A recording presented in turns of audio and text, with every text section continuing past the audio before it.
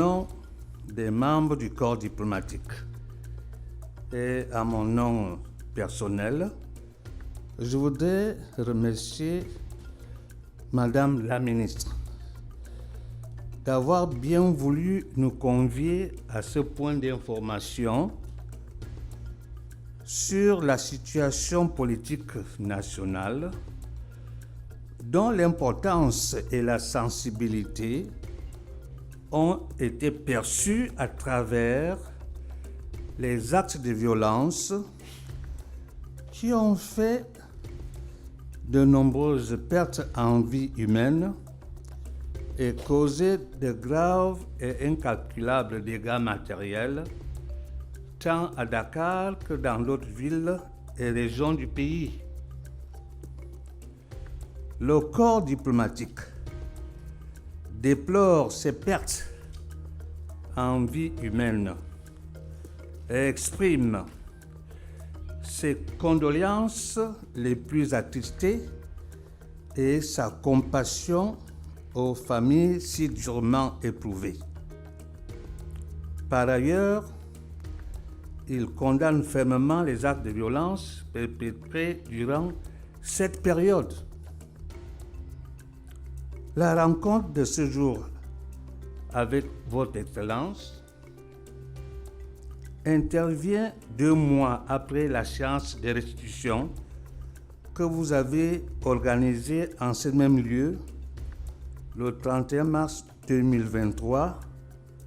pour faire le bilan de la présence sénégalaise de la 35e session ordinaire de l'Union africaine que son Excellence M. Macky Sall, chef de l'État, a assumé avec honneur, succès et éloge du continent. Ces rencontres et bien d'autres que vous tenez régulièrement depuis votre nomination à la tête de ce prestigieux département ministériel témoignent de votre esprit d'ouverture et de votre souci de permettre aux ambassadeurs et chefs de mission de s'informer à la source, à savoir auprès de votre Excellence et auprès de vos proches collaborateurs, et partant de transmettre la bonne et la vraie information à leur gouvernement. Excellence, Madame la Ministre, Mesdames, Messieurs, le corps diplomatique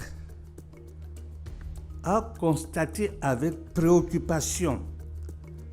la dégradation de la vie sociopolitique sénégalaise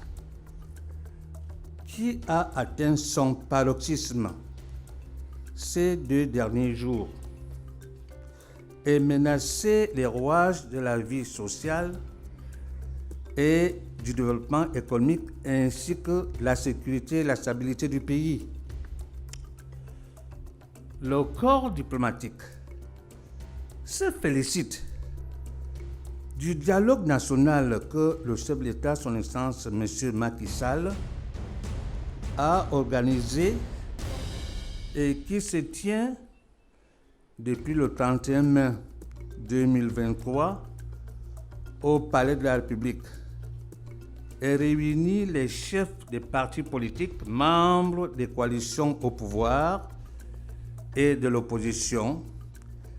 ainsi que des représentants de la société civile et des organisations des droits de l'homme. Le corps diplomatique demeure convaincu que ce dialogue inclusif débouchera sur des décisions consensuelles devant permettre la réconciliation et la poursuite des chantiers de modernisation à travers le pays et préparer la tenue et le déroulement pacifique de l'élection présidentielle de février 2024 pour le Sénégal, qui reste un havre de paix, qu'il a toujours été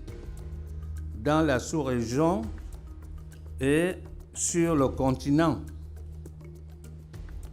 Enfin, le corps diplomatique émet le vœu que le calme retrouvé et l'apaisement déjà perceptible permettent à tous,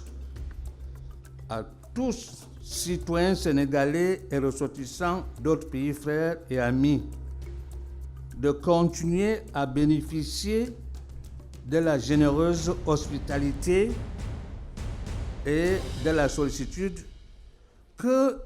les autorités